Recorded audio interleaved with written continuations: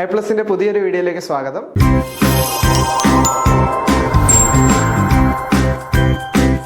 ഇന്ന് നമ്മൾ ഡിസ്കസ് ചെയ്യുന്നത് AE KWA previous year questions ആണ്. അതിന്റെ മെക്കാനിക്കൽ എഞ്ചിനീയറിംഗ് ടോപ്പിക്സ് ആണ് നമ്മൾ ഇന്ന് ഡിസ്കസ് ചെയ്യുന്നത്. അപ്പോൾ നമുക്ക് ആദ്യത്തെ ക്വസ്റ്റ്യനിലേക്ക് പോകാം. The resultant force of two equal forces P is equal to P. The angle between them in degrees. അതായത് നമുക്ക് രണ്ട് ഈക്വൽ ഫോഴ്സസ് ഉണ്ട്, രണ്ടിന്റെ മാഗ്നിറ്റ്യൂഡ് എന്താണ്? P ആണ്. അപ്പൊ ആ രണ്ട് ഈക്വൽ ഫോഴ്സിന്റെ റിസൾട്ടന്റിന്റെ മാഗ്നിറ്റ്യൂഡും P തന്നെ വന്നു എന്നാണ് പറയുന്നത്. അപ്പൊ ആ ഒരു സിറ്റുവേഷനിൽ ആ രണ്ട് ഫോഴ്സിന്റെ ഇടയ്ക്കുള്ള ആംഗിൾ എത്ര ആണെന്നാണ് ക്വസ്റ്റ്യൻ. അപ്പൊ നമുക്കറിയാം, വളരെ എളുപ്പമായിട്ടുള്ളൊരു ക്വസ്റ്റ്യൻ ആണ്. ലെറ്റ്സ് സേ ഇതൊരു ആംഗിൾ, ഒരു ഫോഴ്സ് വെക്ടർ P ആണ്, ഇത് മറ്റൊരു സെയിം മാഗ്നിറ്റ്യൂഡുള്ള, ഡയറക്ഷൻ മാറ്റമായിരിക്കും, സെയിം മാഗ്നിറ്റ്യൂഡുള്ള ഒരു ഫോഴ്സ് P, അതിന്റെ ഇടയ്ക്കുള്ള ആംഗിൾ തീറ്റ. അപ്പൊ നമ്മൾ ഇതിന്റെ റിസൾട്ടന്റ് എടുത്തപ്പോഴത്തേക്കും നമുക്ക് ആ സമയം കിട്ടിയ വെക്ടറിന്റെ അല്ലെങ്കിൽ ഫോഴ്സിന്റെ മാഗ്നിറ്റ്യൂഡ് P തന്നെ ആയിരിക്കും. അപ്പൊ അങ്ങനെയാണെങ്കിൽ ഈ തീറ്റ എത്ര ആണെന്നാണ് നമ്മുടെ ക്വസ്റ്റ്യൻ. അപ്പൊ നമുക്കറിയാം, രണ്ട് വെക്ടർ ആഡ് ചെയ്യുമ്പോൾ അതിനിടയിലുള്ള രണ്ട് വെക്ടർ ആഡ് ചെയ്യുമ്പോൾ അതിന്റെ റിസൾട്ടന്റിന്റെ മാഗ്നിറ്റ്യൂഡ് എങ്ങനെ ആയിരിക്കും? ഇപ്പം resultant R is equal to a, വെക്ടറിന്റെ മാഗ്നിറ്റ്യൂഡ് എയും ബിയും ആണെന്ന് വെച്ച് അതിന്റെ ഇടയിലുള്ള ആംഗിൾ തീറ്റ ആണെങ്കിൽ root of a square plus b square plus 2ab cos theta, ഇതായിരിക്കും റിസൾട്ടന്റിന്റെ മാഗ്നിറ്റ്യൂഡ്. അപ്പൊ ഈ ഒരു സിറ്റുവേഷൻ എങ്ങനെയായിരിക്കും? ഇതിന്റെ റിസൾട്ടന്റിന്റെ മാഗ്നിറ്റ്യൂഡും P തന്നെയാണ്. അതുകൊണ്ട് തന്നെ P is equal to first ഫോഴ്സിന്റെയും സെക്കൻഡ് ഫോഴ്സിന്റെയും മാഗ്നിറ്റ്യൂഡ് P തന്നെയാണ്. അതുകൊണ്ട് തന്നെ P square plus P square plus 2P square cos theta എന്ന് കിട്ടും. അപ്പൊ നമുക്ക് ഇവിടെ സ്ക്വയർ ചെയ്ത് കഴിഞ്ഞാൽ P square is equal to P square plus P square plus 2P square cos theta എന്ന് കിട്ടും. അപ്പൊ ഈ P സ്ക്വയറും P സ്ക്വയറും നമുക്ക് ക്യാൻസൽ ചെയ്യാം. എന്നിട്ട് ഈ P സ്ക്വയർ ഇപ്പുറത്ത് എടുക്കുമ്പോഴത്തേക്ക് എങ്ങനെ കിട്ടും? Minus P square is equal to 2P square cos theta. അതായത് കോസ് തീറ്റയുടെ വാല്യൂ എന്ത് കിട്ടും? -1/2. അപ്പം കോസ് തീറ്റ -1/2 ആവുന്ന ആംഗിൾ ആയിരിക്കും ഇതിനിടയിലുള്ള ആംഗിൾ. അപ്പൊ നമ്മൾ ഇത് നോക്കുമ്പോഴത്തേക്കും തീറ്റ എപ്പോഴായിരിക്കും, ഈ ഒരു തന്നിരിക്കുന്ന വാല്യൂസിൽ തീറ്റ എപ്പോഴായിരിക്കും കോസ് തീറ്റ -1/2 ആവുന്ന? 120 ആകുമ്പോഴായിരിക്കും -1/2 എന്ന് പറയുന്ന ഒരു വാല്യൂ വരുന്നത്. അപ്പൊ നമ്മൾ ഈ ഒരു പർട്ടിക്കുലർ ക്വസ്റ്റ്യൻ ആൻസർ എന്ന് വെച്ച് കഴിഞ്ഞാൽ ഈ രണ്ട് വെക്ടേഴ്സിന്റെ ഇടയിലുള്ള ആംഗിൾ എന്ന് വെച്ച് കഴിഞ്ഞാൽ 120 ഡിഗ്രിയാണ്. അപ്പം 120 ഡിഗ്രി. ഇനി നമുക്ക് നെക്സ്റ്റ് ക്വസ്റ്റ്യനിലേക്ക് പോവാം. The unit of moment of force. Moment of ഫോഴ്സിന്റെ യൂണിറ്റ് ആണ് നമുക്ക് ചോദിച്ചേക്കുന്നത്. മൊമെന്റ്, ഇതൊക്കെ സിമ്പിൾ ആയിട്ടുള്ള ക്വസ്റ്റ്യൻ ആണ്. അപ്പൊ ഈ ഒരു മൊമെന്റ് ഓഫ് ഫോഴ്സ് എന്ന് വെച്ച് കഴിഞ്ഞാൽ എന്തായിരിക്കും? ഫോഴ്സിന് ഡിസ്റ്റൻസ് കൊണ്ട് മൾട്ടിപ്ലൈ ചെയ്യുന്ന സാധനമാണ് നമ്മുടെ മൊമെന്റ് ഓഫ് ഫോഴ്സ്. അപ്പൊ ഫോഴ്സിന്റെ യൂണിറ്റ് എന്താ? ന്യൂട്ടൺ. ഡിസ്റ്റൻസിന്റെ യൂണിറ്റ് എന്താ? S unit metre. അപ്പൊ ന്യൂട്ടൺ മീറ്റർ എന്ന് പറയുന്ന യൂണിറ്റ് ആയിരിക്കും നമ്മുടെ മൊമെന്റ് ഓഫ് ഫോഴ്സ്. അപ്പം ന്യൂട്ടൺ മീറ്റർ എന്ന് പറയുമ്പോഴത്തേക്കും ഓപ്ഷൻ ബി. അപ്പൊ ഓപ്ഷൻ ബി ആണ് കറക്റ്റ് ആയിട്ടുള്ള answer. Option B, newton metre. ഇനിയിപ്പോ നെക്സ്റ്റ് ക്വസ്റ്റ്യനിലേക്ക് പോകുമ്പോഴും 3 forces A B C, magnitude 4 newton, 6 newton, 10 newton, acting on a particle are in equilibrium. ഒരു ഇക്വിലിബ്രിയത്തിലുള്ള ഒരു പാർട്ടിക്കിളിലേക്ക് ഈ 3 ഫോഴ്സും 4 ന്യൂട്ടനും 6 ന്യൂട്ടനും 10 ന്യൂട്ടനും ആക്ട് ചെയ്യുന്നു. അപ്പൊ ഇക്വിലിബ്രിയം ആയതുകൊണ്ട് അവിടെ എന്താ? നെറ്റ് ഫോഴ്സ് 0 ആണ്. അതായത് ഈ 6 ന്യൂട്ടന്റെയും 4 ന്യൂട്ടന്റെയും 10 ന്യൂട്ടന്റെയും സം എടുത്തു കഴിഞ്ഞാൽ നമുക്ക് 0 ഫോഴ്സ് ആയിരിക്കും കിട്ടുക. കാര്യം എന്താ? അവിടെ ഇക്വിലിബ്രിയം ആണ്. അപ്പം താഴെ കുറച്ചധികം സ്റ്റേറ്റ്മെന്റ്സ് തന്നിട്ടുണ്ട്. അപ്പൊ അതിൽ ഏതാണ് നമുക്ക് കൺക്ലൂഡ് ചെയ്യാൻ പറ്റുന്നത്, അതായത് ഏതാണ് ശരി എന്നാണ് ചോദിച്ചിരിക്കുന്നത്. അപ്പോൾ ഓപ്ഷൻ എ എന്ന് വെച്ചാൽ A and B are perpendicular to each other. എയും ബിയും പെർപെൻഡിക്കുലർ ആണെന്നാണ് പറഞ്ഞേക്കുന്നത്. ഇപ്പൊ ഒരു 4 ന്യൂട്ടനുള്ള ഈ ഫോഴ്സും 6 ന്യൂട്ടനുള്ള ഈ ഫോഴ്സും പെർപെൻഡിക്കുലർ ആണെന്ന് വെച്ചോ. അപ്പൊ നമുക്ക് അതിന്റെ മാഗ്നിറ്റ്യൂഡ്, അതിന്റെ റിസൾട്ടന്റിന്റെ മാഗ്നിറ്റ്യൂഡ് എത്ര കിട്ടും? Root of 6 square plus 4 square എന്ന് കിട്ടത്തില്ലേ? അത് ഈ ഒരു 10 ന്യൂട്ടൺ എന്ന് പറയുന്ന ഫോഴ്സിന്റെ ഓപ്പോസിറ്റും ആയിരിക്കണം, സെയിം മാഗ്നിറ്റ്യൂഡും ആണെങ്കിൽ മാത്രമേ ഈ നെറ്റ് ഫോഴ്സ് സിസ്റ്റത്തിന്റെ നെറ്റ് ഫോഴ്സ് 0 ആകത്തുള്ളൂ. നിങ്ങൾക്ക് മനസ്സിലായോ? അതായത് എ വെക്ടറും ബി വെക്ടറും ആഡ് ചെയ്ത് കഴിഞ്ഞാൽ നമുക്കൊരു ഇത് കിട്ടും, വെക്ടറിന്റെ മാഗ്നിറ്റ്യൂഡ് കിട്ടും. ഇതിന്റെ രണ്ടിന്റെ റിസൾട്ടന്റ് ഇത് ഇക്വിലിബ്രിയത്തിലാവണമെങ്കിൽ ആ റിസൾട്ടന്റ് ഇതിന്റെ മാഗ്നിറ്റ്യൂഡിന് സെയിം ആയിരിക്കണം. അതായത് 10 ന്യൂട്ടൺ തന്നെ വരികയും വേണം, ഈ 10 ന്യൂട്ടൺ ആക്ട് ചെയ്യുന്നതിന്റെ ഓപ്പോസിറ്റ് ആവണം, എന്നാലേ ആ എൻ്റെയർ ഒരു ഫോഴ്സ് സിസ്റ്റം ക്യാൻസൽ ആവത്തുള്ളൂ. അപ്പൊ ഇവിടെ നമ്മൾ നോക്കുമ്പോഴത്തേക്ക് ഈ 6 ന്യൂട്ടന്റെ 4 ന്യൂട്ടന്റെ റിസൾട്ടന്റ് എടുക്കുമ്പോൾ ഒരിക്കലും നമുക്ക് 10 എന്ന് കിട്ടൂല. അതുകൊണ്ട് തന്നെ ഇത് തെറ്റായിട്ടുള്ള സ്റ്റേറ്റ്മെന്റ് ആണ്. അത് കഴിഞ്ഞിട്ട് ബി ഈസ് നോൺ കോപ്ലാനർ, അതായത് എയും ബിയും ഒരു പ്ലെയിനിലായിരിക്കും, പക്ഷെ ബി ഒരു അതേ പ്ലെയിനിലല്ല. അങ്ങനെ വരുമ്പോൾ ഉള്ള പ്രശ്നം എന്ന് വെച്ച് കഴിഞ്ഞാൽ അവിടെ ഒരു മൊമെന്റ് ഉണ്ടാവും. അപ്പൊ ആ ഒരു മൊമെന്റ് ഉണ്ടാകുമ്പോഴത്തേക്ക് ഒരിക്കലും ആ ഒരു പാർട്ടിക്കിൾ ഇക്വിലിബ്രിയത്തിൽ നിൽക്കില്ല. അപ്പൊ അതും തെറ്റാണ്. C is known concurrent.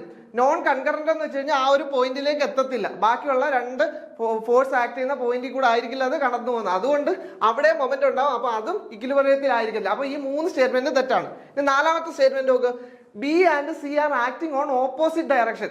അത് ശരിയാവാം. കാര്യം എന്ന് വെച്ച് കഴിഞ്ഞാൽ ഈ ബിയും ഇതേപോലെ സിയും ഓപ്പോസിറ്റ് ഡയറക്ഷനിൽ ആക്ട് ചെയ്യാം. കാര്യം എന്ന് വെച്ച് കഴിഞ്ഞാൽ നമുക്ക് ഇപ്പൊ ഈ ഒരു വാല്യൂ നമുക്ക് നോക്കാം. അതായത് ഈ ഒരു ബി വെക്ടറും എ വെക്ടറും ഒരേ ഡയറക്ഷനിലാണെങ്കിൽ നമുക്ക് അതിനെ ആഡ് ചെയ്ത് 10 ന്യൂട്ടൺ എഴുതാം. അത് ഈ ഒരു 10 ന്യൂട്ടൺ ഓപ്പോസിറ്റ് ആണെങ്കിൽ ഫുൾ ആ ഒരു ഫോഴ്സ് സിസ്റ്റം ക്യാൻസൽ ആവും. അപ്പൊ അത് ഇക്വിലിബ്രിയത്തിലാണെന്ന് പറയാം. അപ്പം നമുക്ക് കൺക്ലൂഡ് ചെയ്യാൻ പറ്റുന്നതെന്ന് വെച്ച് കഴിഞ്ഞാൽ ബിയും സിയും ഓപ്പോസിറ്റ് ഡയറക്ഷനിലാണെന്ന് മാത്രമേ ഈ ഒരു പർട്ടിക്കുലർ ഇൻസ്റ്റന്റ് നമുക്ക് കൺക്ലൂഡ് ചെയ്യാൻ പറ്റത്തുള്ളൂ. അപ്പൊ നമ്മുടെ ആൻസർ എന്താണ്? ഡി ആണ് നമ്മുടെ ആൻസർ. ഇനി നെക്സ്റ്റ് ക്വസ്റ്റ്യനിലേക്ക് പോയാൽ, which of the following element has simple cubic structure, അതായത് സിമ്പിൾ ക്യൂബിക് സ്ട്രക്ചർ ഉള്ള എലമെന്റ് ഏതാണെന്ന്. അപ്പൊ നമുക്ക് പല രീതിയിലുള്ള അറേഞ്ച്മെന്റ് ഉണ്ട്. സിമ്പിൾ ക്യൂബിക് ഉണ്ട്, BCC ഉണ്ട്, FCC ഉണ്ട്, HCP ഉണ്ട്. അപ്പൊ ഓരോ ക്യൂബിക്കൽ സ്ട്രക്ചറും ഉണ്ട്. അപ്പൊ ഈ ഓരോന്നിനും കോമൺ ആയി ഓരോ സ്ട്രക്ചറും ഉള്ള എലമെന്റ്സ് നമ്മൾ ബൈ ഹാർട്ട് ചെയ്ത് വെച്ചേക്കണം. അപ്പൊ ഇവിടെ സിമ്പിൾ ക്യൂബിക് ആണ് ചോദിച്ചേക്കുന്നത്. സിമ്പിൾ ക്യൂബിക് ഈ ഒരു കാര്യത്തിൽ ഏറ്റവും ഓപ്ഷൻ ബി പൊളോണിയത്തിലാണ് നമ്മൾ സിമ്പിൾ ക്യൂബിക് സ്ട്രക്ചർ കാണപ്പെടുന്നത്. അതേപോലെ തന്നെ ഞാൻ ഇവിടെ എഴുതിയിട്ടുണ്ട് പൊളോണിയം. അതേപോലെ ബോഡി സെന്റേർഡ് ആണെങ്കിൽ ലിഥിയം, സോഡിയം, ക്രോമിയം, അയൺ. അയണിന്റെ കേസ് എന്ന് വെച്ച് കഴിഞ്ഞാൽ അയൺ നമ്മൾ മെയിൻ കാര്യം എന്ന് വെച്ച് കഴിഞ്ഞാൽ റൂം ടെമ്പറേച്ചറിലുള്ള അയൺ മാത്രമേ BCC ആവുള്ളൂ. നേരെ മറിച്ച് ടെമ്പറേച്ചർ കൂടുന്നതിനനുസരിച്ച് അതിന്റെ സ്ട്രക്ചർ മാറും. അതേപോലെ ടങ്സ്റ്റൺ. പിന്നെ ഉള്ളതെന്ന് വെച്ച് കഴിഞ്ഞാൽ ഓരോ സ്ട്രക്ചറിന്റെയും കോർഡിനേഷൻ നമ്പറും പാക്കിംഗ് എഫിഷ്യൻസി. ഇപ്പൊ സിമ്പിൾ ക്യൂബിക് ആകുമ്പോൾ പാക്കിംഗ് എഫിഷ്യൻസി 52 ആയിരിക്കും. നേരെ മറിച്ച് BCCക്ക് 68 ഉണ്ടാവും. അതേപോലെ തന്നെ കോർഡിനേഷൻ നമ്പർ എത്ര ആറ്റംസ് നെക്സ്റ്റ് അതിനെ തൊട്ടിരിക്കുന്നു എന്നുള്ള രീതിയിൽ അത് സിമ്പിൾ ക്യൂബിക്കിന് 6ഉം നേരെ മറിച്ച് BCCക്ക് 8ഉം ആണ്. ഇനിയിപ്പം നെക്സ്റ്റ് ഉള്ളതെന്ന് വെച്ച് കഴിഞ്ഞാൽ FCC HCP ആണ്. അപ്പൊ അതിന്റെ എന്ന് വെച്ച് കഴിഞ്ഞാൽ കോർഡിനേഷൻ നമ്പർ 12 ആണ്. 2നും 12 ആണ്. അതേപോലെ പാക്കിംഗ് എഫിഷ്യൻസി 2നും 74 ആണ്. പിന്നെ FCC സ്ട്രക്ചർ ഉള്ള എലമെന്റ്സ് ഏതൊക്കെയാന്ന് വെച്ച് കഴിഞ്ഞാൽ കോപ്പർ ഉണ്ട്, അലൂമിനിയം ഉണ്ട്, ഗോൾഡ് ഉണ്ട്, സിൽവർ ഉണ്ട്.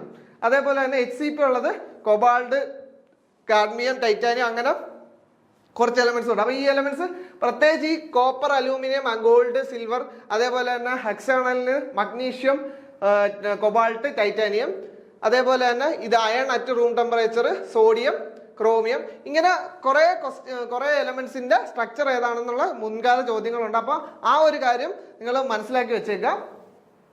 ഇനിയിപ്പോ നമ്മുടെ ഈ ഒരു പർട്ടിക്കുലർ ക്വസ്റ്റ്യൻ ആൻസർ എന്ന് വെച്ചാൽ പൊളോണിയം ആയിരുന്നു.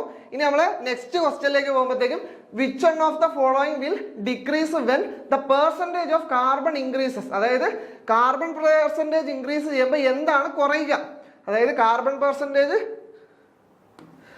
കാർബണിന്റെ പെർസെൻറ്റേജ് ഇൻക്രീസ് ചെയ്യുമ്പം എന്തായിരിക്കും ഡിക്രീസ് ചെയ്യാവുന്ന ക്വസ്റ്റ്യൻ. അപ്പൊ ഇവിടെ ഫസ്റ്റ് ഇപ്പം കാർബൺ നമ്മൾ ആഡ് ചെയ്യുന്നത് കൂടുമ്പം അവിടെ എന്താ നടക്കുന്നതെന്ന് വെച്ച് കഴിഞ്ഞാൽ, കാർബൺ ആഡ് ചെയ്യുന്നതിനനുസരിച്ച് അവിടെ സിമിൻറ്റേറ്റ് ഫോർമേഷൻ കൂടും. ഈ സിമിൻറ്റേറ്റ് എന്ന് വെച്ച് കഴിഞ്ഞാൽ ഹാർഡ്നെസ് കൂടുതലുള്ള ഒരു സാധനമാണ്. അപ്പം കാർബൺ ആഡ് ചെയ്യുമ്പോൾ സിമിൻറ്റേറ്റ് ഫോർമേഷൻ കൂടും. സിമിൻറ്റേറ്റ് ഫോർമേഷൻ കൂടുമ്പോൾ ഹാർഡ്നെസ് കൂടും. അപ്പൊ ഇവിടെ എന്താണ് കുറയുന്നതാണ് ചോദിച്ചേക്കുന്നത്. അപ്പൊ ഹാർഡ്നെസ് അല്ല. ഇനിയിപ്പം ഒരു മെറ്റീരിയൽ ഹാർഡർ ആവുന്നതിനനുസരിച്ച് അതിന്റെ ഡക്റ്റിലിറ്റി കുറയും. അപ്പം ഡക്റ്റിലിറ്റി കുറയും. അപ്പൊ ഇവിടെ ചോദിച്ചേക്കുന്നത് നമുക്ക് കറക്റ്റ് ആൻസർ കിട്ടി. ഇനി നമുക്ക് സ്ട്രെങ്തും പെർസെന്റേജ് ഓഫ് സിമിൻറ്റേറ്റ് കൂടും. അതേപോലെ തന്നെ സ്ട്രെങ്ത്, ഹാർഡ്നെസ് കൂടുന്നു, അതുകൊണ്ട് തന്നെ സ്ട്രെങ്തും കൂടി.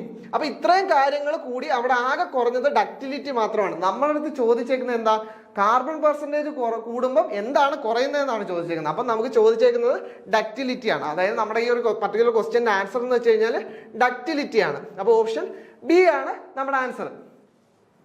ഇനി മുന്നേക്ക് പോകുമ്പോൾ, the elongation of shaft a is 4 times the elongation of shaft B when subjected to equal tensile force if the modulus of elasticity length of both shafts are same then. അതായത് ഇവിടെ ക്വസ്റ്റ്യനിൽ പറഞ്ഞേക്കുന്നതെന്ന് വെച്ചാൽ രണ്ട് ഷാഫ്റ്റുകളുണ്ട് ഷാഫ്റ്റ് എ അതേപോലെ തന്നെ shaft B. രണ്ട് ഷാഫ്റ്റുകളുണ്ട്, shaft എയും ഉണ്ട് ഷാഫ്റ്റ് ബിയും ഉണ്ട്. അപ്പം ഇതിൽ എന്തൊക്കെയാ പറഞ്ഞേക്കുന്നത്?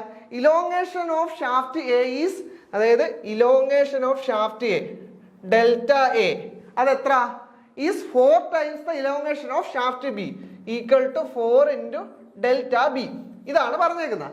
അതേപോലെ when subjected two equal tensile force, അപ്പൊ ഇവിടുന്ന് ഞാൻ ടെൻസൈൽ ഫോഴ്സ് പി ആണ് ഷാഫ്റ്റ് എയിലും കൊടുത്തത്, അതേപോലെ തന്നെ ഷാഫ്റ്റ് ബിയിലും ഞാൻ കൊടുത്ത ഫോഴ്സിന്റെ എമൗണ്ട് പി തന്നെയാണ്, സെയിം ഫോഴ്സ് ആണ്. പിന്നെ പറയുന്നതെന്ന് വെച്ച് കഴിഞ്ഞാൽ മോഡുലസ് ഓഫ് ഇലാസ്റ്റിസിറ്റി സെയിം ആണ്, അതായത് ഇതിന്റെ മോഡുലസ് ഓഫ് ഇലാസ്റ്റിസിറ്റി ഇ ആണെങ്കിൽ ഇതിൻ്റെതും ഇ തന്നെയാണ്, സെയിം ആണ്. അതേപോലെ തന്നെ എന്താ, ലെങ്തും സെയിം ആണ്, ഇതിന്റെ ലെങ്ത് എൽ ആണെങ്കിൽ ഇതിന്റെ ലെങ്തും എൽ ആണ്. അപ്പൊ എന്താണ് നമുക്ക് കൺക്ലൂഡ് ചെയ്യേണ്ടതെന്ന് വെച്ച് കഴിഞ്ഞാൽ അത് നമുക്ക് കണ്ടുപിടിക്കാം. ഫോർ എക്സാമ്പിൾ ഇതിന്റെ ഇലോങ്ങേഷൻ, അതായത് ഒരു ഷാഫ്റ്റിൽ നമ്മൾ ഫോഴ്സ് പി കൊടുത്തു കഴിഞ്ഞാൽ അവിടെ ഉണ്ടാകുന്ന ഇലോങ്ങേഷൻ എന്ന് വെച്ച് കഴിഞ്ഞാൽ എന്തായിരിക്കും? P into L by A into A എന്ന് വെച്ച് കഴിഞ്ഞാൽ cross sectional area into E modulus of elasticity.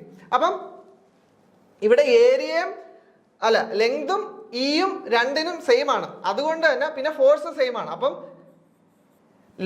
Elongation inversely proportional to A എന്ന് മാത്രം നമുക്ക് എഴുതാം. അപ്പം delta A inversely proportional to area of the shaft A എന്ന് എഴുതാം.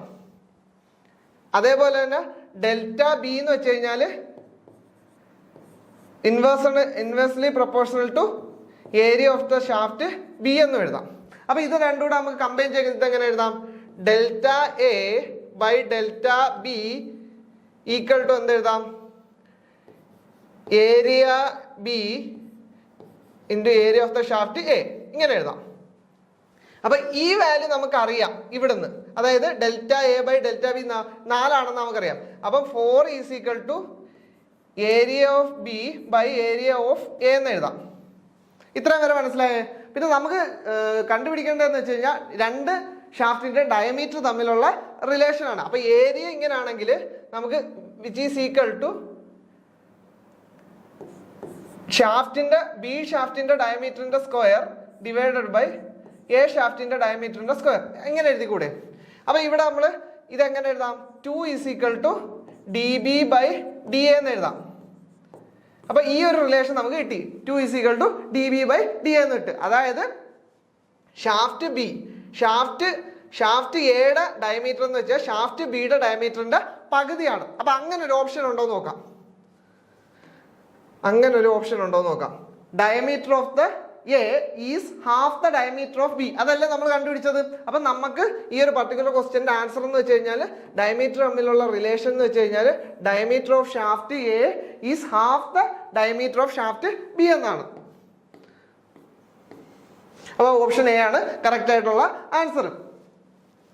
ഇനി നമ്മൾ മുന്നോട്ടേക്ക് പോകുമ്പോഴത്തേക്കും which of the following statement is are correct regarding the pressure angle of cycloid gear tooth profile. അതായത് സൈക്ലോയിഡ് ഗിയർ ടൂത്ത് പ്രൊഫൈലുള്ള ഗിയറിന്റെ പ്രഷർ ആംഗിളിനെ റിലേറ്റ് ചെയ്തിട്ടുള്ള കുറച്ചധികം 4 സ്റ്റേറ്റ്മെന്റ് ഉണ്ട്. ഇതിൽ ഏറ്റവും ശരിയായിട്ടുള്ളത് അല്ലെങ്കിൽ ഏതൊക്കെയാണ് ശരി എന്നാണ് ക്വസ്റ്റ്യൻ ചോദിക്കുന്നത്. അപ്പൊ നമുക്ക് നോക്കുമ്പോൾ 2 ടൈപ്പ് ടീത്ത് ഗിയേഴ്സ് ഉണ്ട്, ഒന്ന് ഇൻവല്യൂട്ടും ഒന്ന് സൈക്ലോയിഡലും. അപ്പൊ ഇൻവല്യൂട്ട് ഗിയർ എന്ന് പറഞ്ഞു കഴിഞ്ഞാൽ ആ ഒരു ഗിയറിന്റെ ഒരു ടൂത്ത് എന്ന് വെച്ച് കഴിഞ്ഞാൽ ഒരു സിംഗിൾ കർവ്, അതായത് ഒറ്റ ഇൻവല്യൂട്ട് കൊണ്ടായിരിക്കും ഉണ്ടാക്കിയേക്കുന്നത്. നേരെ മറിച്ച് സൈക്ലോയിഡൽ ടീത്തിന്റെ കേസിൽ എന്ന് വെച്ച് കഴിഞ്ഞാൽ 2 ടൈപ്പ് സൈക്ലോയിഡ് ഉണ്ട്, ഒന്ന് എപ്പി സൈക്ലോയിഡും ഉണ്ട്, ഒന്ന് ഹൈപ്പോ സൈക്ലോയിഡും ഉണ്ട്. അതുകൊണ്ട് തന്നെ ഒരു ഹാഫ് പാർട്ട് എന്ന് വെച്ച് കഴിഞ്ഞാൽ എപ്പി സൈക്ലോയിഡ് കൊണ്ടും റിമൈനിങ് ഹാഫ് എന്ന് വെച്ച് കഴിഞ്ഞാൽ ഹൈപ്പോ സൈക്ലോയിഡ് കൊണ്ടുമാണ് ഉണ്ടാക്കിയേക്കുന്നത്. അപ്പൊ ഇവിടെ രണ്ട് കർവ് വെച്ചിട്ട് ആണ് മേക്ക് ചെയ്യുന്നത് കൊണ്ട് തന്നെ നമുക്ക് സൈക്ലോയിഡൽ ഗിയർ ട്രെയിൻ ഉണ്ടാക്കാൻ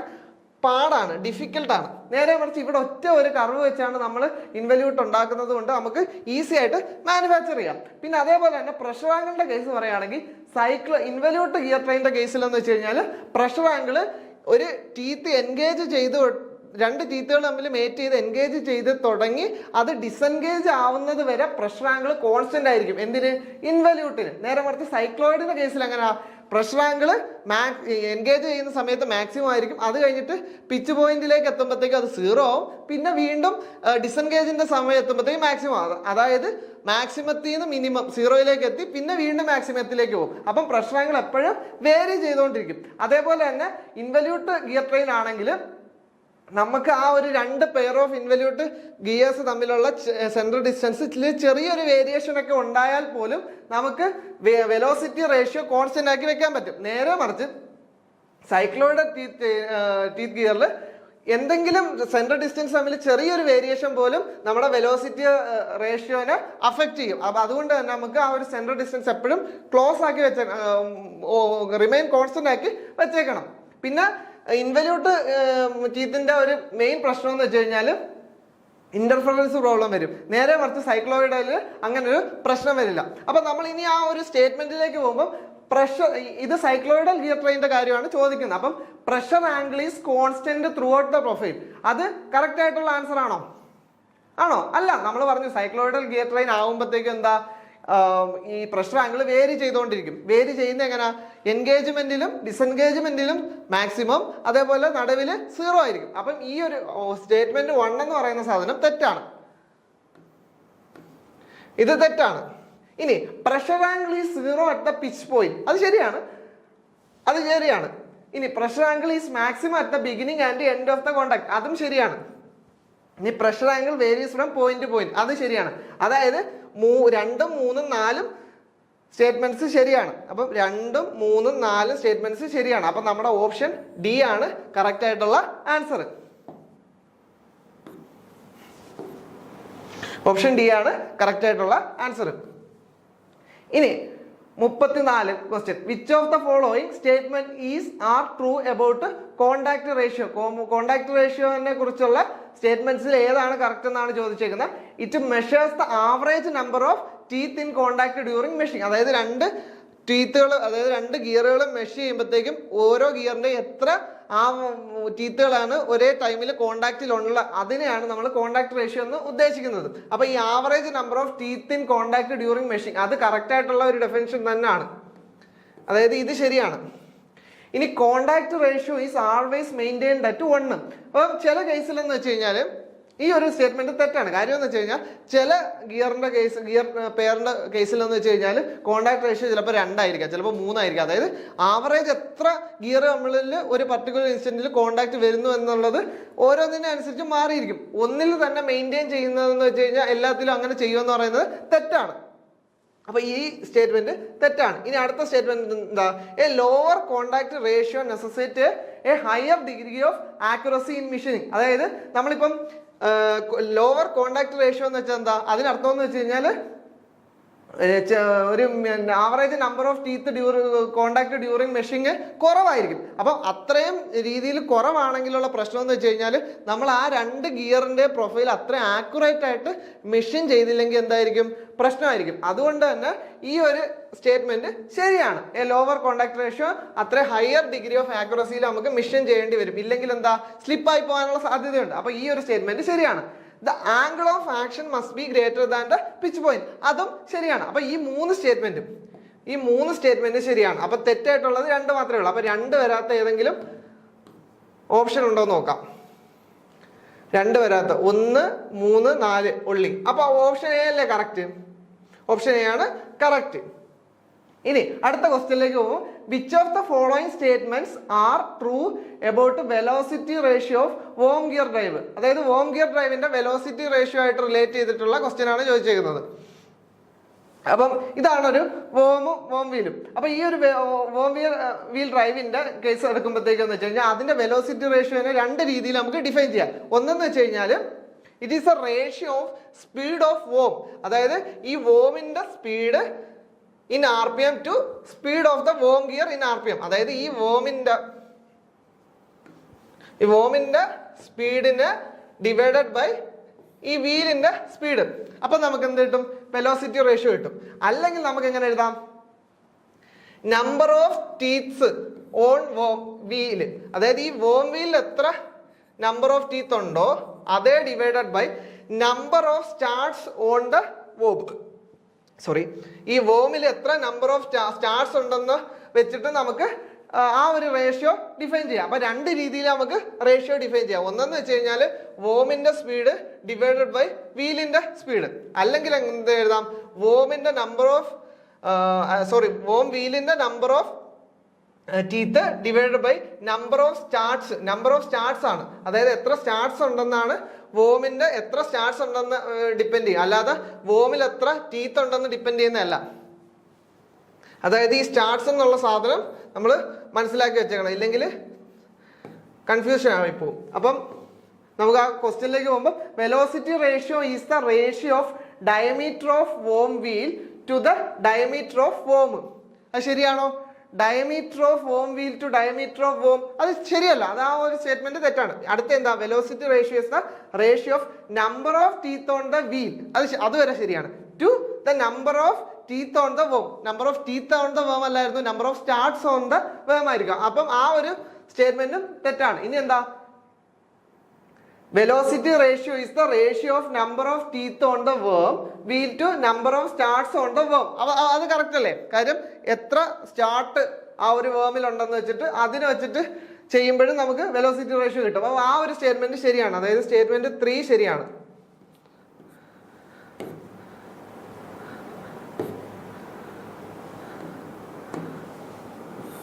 അത് ശരിയാണ്. ഇനി അടുത്ത velocity ratio is the ratio speed of worm to the speed of worm wheel, അത് ശരിയാണ്.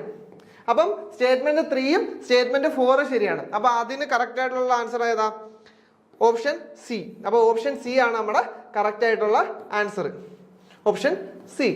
ഇനിയിപ്പോ നെക്സ്റ്റ് ക്വസ്റ്റ്യനിലേക്ക് പോകുമ്പോൾ the energy dissipated in viscous damping is proportional to, അതായത് വിസ്കസ് ഡാമ്പിങ്ങിലുള്ള എനർജി ഡിസിപ്പേഷൻ അത് എന്തിനാണ് പ്രപ്പോർഷണൽ എന്ന്, അതായത് ഒന്ന് a option amplitude, a square of amplitude, cube of amplitude, √2 power of the amplitude. അപ്പൊ നമുക്കറിയാം എനർജി ഡിസിപ്പേറ്റഡിന്റെ ഫോർമുല എന്ന് വെച്ച് കഴിഞ്ഞാൽ 2πc⍵a² ആണ്. ഇത് സി എന്ന് വെച്ച് കഴിഞ്ഞാൽ ഡാമ്പിംഗ് കോഎഫിഷ്യന്റ്, അതേപോലെ തന്നെ ഒമേഗ എന്ന് വെച്ച് കഴിഞ്ഞാൽ ഫ്രീക്വൻസി ആണ്, പിന്നെ എ എന്ന് വെച്ച് കഴിഞ്ഞാൽ ആംപ്ലിറ്റ്യൂഡ് ആണ്. അപ്പൊ നമുക്ക് ഈ ഒരു ഫോർമുലയിൽ തന്നെ നമുക്കറിയാം energy dissipated square of the ആംപ്ലിറ്റ്യൂഡിന് പ്രപ്പോർഷണൽ ആയിരിക്കും. അപ്പം ഓപ്ഷൻ ബി ആണ് കറക്റ്റ് ആയിട്ടുള്ള answer, square of the amplitude.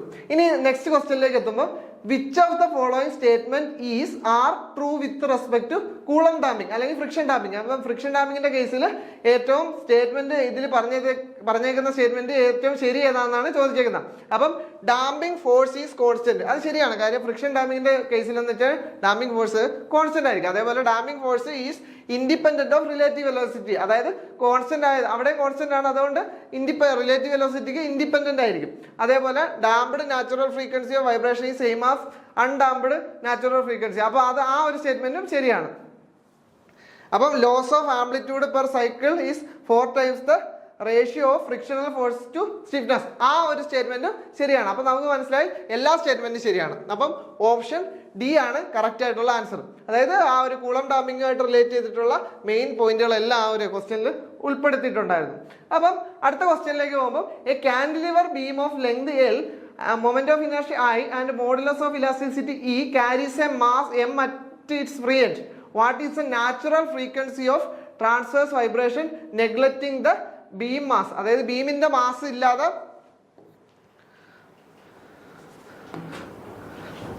ഒരു കാൻഡിലിവർ ബീം, ഇപ്പം ബീമിന്റെ മാസ് ഇല്ല, ഇവിടെ ഒരു മാസ് m ഉണ്ട്. അപ്പൊ അവിടെ ഒരു ഫ്രിക്ഷൻ ഒരു വൈബ്രേഷൻ നടത്തി കഴിഞ്ഞാൽ അവിടുത്തെ നാച്ചുറൽ ഫ്രീക്വൻസി എത്രയാണെന്നാണ് ചോദിച്ചേക്കുന്നത്. നാച്ചുറൽ ഫ്രീക്വൻസി എത്രയാണെന്നാണ് ചോദിച്ചേക്കുന്നത്. നമുക്ക് ഈ ഒരു സ്റ്റേറ്റ്മെന്റ്, ഈ ഒരു ക്വസ്റ്റ്യനിൽ ഇവിടെ ഉണ്ടാവുന്ന ഒരു ഡിഫ്ലക്ഷൻ എന്ന് പറഞ്ഞ് ഡെൽറ്റ എന്തായിരിക്കും? ഈ ഒരു ഇവിടെ ഉണ്ടാവുന്ന ഫോഴ്സ് പി ആണെങ്കിൽ P × L എന്ന് വെച്ച് കഴിഞ്ഞാൽ ആ ഒരു കാൻഡിലിവർ ബീമിന്റെ ലെങ്ത് L³/3EI ആണ്. അത് നമ്മൾ ഡിഫ്ലക്ഷനിൽ പഠിക്കുന്ന സ്റ്റാൻഡേർഡ് ഫോർമുലയാണ്, PL³/3EI. അപ്പം ഡെൽറ്റ നമുക്കറിയാം. ഇനി നമുക്ക് നാച്ചുറൽ ഫ്രീക്വൻസി എന്താ? നാച്ചുറൽ ഫ്രീക്വൻസി ω √K/m ആണ്. അപ്പം K/m ആണ്. അപ്പം ഈ Kനെ നമുക്ക് എങ്ങനെ കണ്ടുപിടിക്കാം? ഈ ഡെൽറ്റ യൂസ് ചെയ്ത് നമുക്ക് Kനെ കണ്ടുപിടിക്കാം. അപ്പം K എന്ന് വെച്ച് കഴിഞ്ഞാൽ എന്തായിരിക്കും? ആ ഒരു ഫോഴ്സിനെ ഡിവൈഡഡ് ബൈ ആ ഒരു ഫോഴ്സിനെ ഡിവൈഡഡ് ബൈ ഡെൽറ്റ ആയിരിക്കും. അപ്പം പി ബൈ ഈ ഡെൽറ്റയ്ക്ക് ഈ ഒരു വാല്യൂ കൊടുക്കുമ്പോൾ എങ്ങനെ കിട്ടും? P by P L cube by 3EI എന്ന് കിട്ടും. അതായത് പി ക്യാൻസൽ ചെയ്യുമ്പോൾ നമുക്ക് എന്ത് കിട്ടും? 3EI ബൈ എൽ ക്യൂബ് എന്ന് കിട്ടും. അതായത് ഇവിടുത്തെ സ്റ്റിഫ്നെസ് നമുക്ക് എന്ത് കിട്ടും? 3EI ബൈ എൽ ക്യൂബ് എന്ന് കിട്ടും. അപ്പൊ ആ ഒരു വാല്യൂ നമ്മൾ ഇവിടെ സബ്സ്റ്റിറ്റ്യൂട്ട് ചെയ്യുമ്പോൾ എങ്ങനെ കിട്ടും? കെയുടെ വാല്യൂ നമ്മൾ സബ്സ്റ്റിറ്റ്യൂട്ട് ചെയ്യുമ്പോഴത്തേക്കും root of 3EI by L cube into M. അപ്പൊ ഇങ്ങനൊരു ഓപ്ഷൻ ഉണ്ടാന്ന് നോക്കാം. 3EI by root of 3EI by L cube M, 3EI by L cube M അല്ലെ എം എൽ ക്യൂബ്. അപ്പൊ ഇതാണ് ഓപ്ഷൻ സി ആണ് നമ്മുടെ കറക്റ്റ് ആയിട്ടുള്ള ആൻസർ, ഓപ്ഷൻ സി. ഇനി നെക്സ്റ്റ് ക്വസ്റ്റ്യനിലേക്ക് എത്തുമ്പോൾ the relation between shear stress Z and velocity gradient du by dy of fluid is given by Z a du by dy raised to n, where a and n are constant. If n less than 1, what is the type of fluid will be?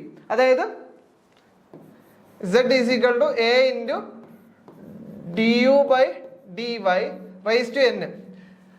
അപ്പൊ ഇത് non Newtonian ലിക്വിഡിന്റെ ഒരു shear സ്ട്രെസിന്റെ ഒരു ഫോർമുലയാണ്. അപ്പൊ ഇവിടെ പറഞ്ഞേക്കുന്നതെന്ന് വെച്ചാൽ n 1 കുറവാണെന്നാണ്. അവൻ നമ്മൾ നോക്കുമ്പോഴത്തേക്കും ന്യൂട്ടോണിയൻ ഫ്ലൂയിഡ് ആവണമെങ്കിൽ ഈ എക്ക് പകരം എന്ത് വരണം? മ്യൂവും വരണം. n ഈസ് ഈക്വൽ ടു 1 വന്നു കഴിഞ്ഞായിരുന്നെങ്കിൽ അത് ന്യൂട്ടോണിയൻ ഫ്ലൂയിഡ് ആണ്. ഇനി ഡയലറ്റന്റ് എത്തുമ്പോഴെന്ന് വെച്ച് കഴിഞ്ഞാൽ ഈ n എന്ന് പറയുന്ന വാല്യൂ എന്തായിരിക്കണം? ഗ്രേറ്റർ ദാൻ 1 ആയിരിക്കണം. നേരെ മറിച്ച് സ്യൂഡോ പ്ലാസ്റ്റിക് ആകുമ്പോൾ എന്താ? എന്നിന്റെ വാല്യൂ ലെസ് ദാൻ 1. അതാണ് നമ്മുടെ ക്വസ്റ്റ്യനിൽ ചോദിച്ചേക്കുന്നത്. അപ്പൊ നമ്മുടെ ക്വസ്റ്റ്യനിൽ ചോദിച്ചേക്കുന്നതിനനുസരിച്ച് ഫ്ലൂയിഡിന്റെ ടൈപ്പ് ഏതാന്ന് വെച്ച് കഴിഞ്ഞാൽ സ്യൂഡോ പ്ലാസ്റ്റിക് ആണ്. പിന്നെ ബിങ്കം പ്ലാസ്റ്റിക് ആയിരുന്നെങ്കിൽ അവിടെ ഒരു ഇനിഷ്യൽ ഷിയർ സ്ട്രെസ് വേണം. അതായത് നമ്മുടെ ടൂത്ത് പേസ്റ്റിലൊക്കെ ബിങ്കം പ്ലാസ്റ്റിക് മെറ്റീരിയൽ ആണ്. അപ്പൊ നമ്മൾ ഈ ഒരു പർട്ടിക്കുലർ ക്വസ്റ്റ്യനിൽ n ലെസ് ദാൻ 1 ആയതുകൊണ്ട് തന്നെ ഈ ഒരു ഫ്ലൂയിഡ് ടൈപ്പ് ഏതാന്ന് വെച്ച് കഴിഞ്ഞാൽ സ്യൂഡോ പ്ലാസ്റ്റിക് ആയിരിക്കും. അപ്പൊ ഓപ്ഷൻ സി ആണ് കറക്റ്റ് ആയിട്ടുള്ള ആൻസർ, ഓപ്ഷൻ സി. അപ്പം 40ാമത്തെ ക്വസ്റ്റ്യൻ, ഇതൊരു പ്രോബ്ലമാറ്റിക് ആയിട്ടുള്ള ഒരു ക്വസ്റ്റ്യൻ ആണ്. എന്തായാലും കുറച്ച് ടൈം വേണ്ടി വരും. അപ്പം നെക്സ്റ്റ് കുറച്ച് ക്വസ്റ്റ്യൻസ് കൂടെ ഉണ്ട്, അത് നമുക്ക് നെക്സ്റ്റ് വീഡിയോയിൽ ഡിസ്കസ് ചെയ്യാം. താങ്ക്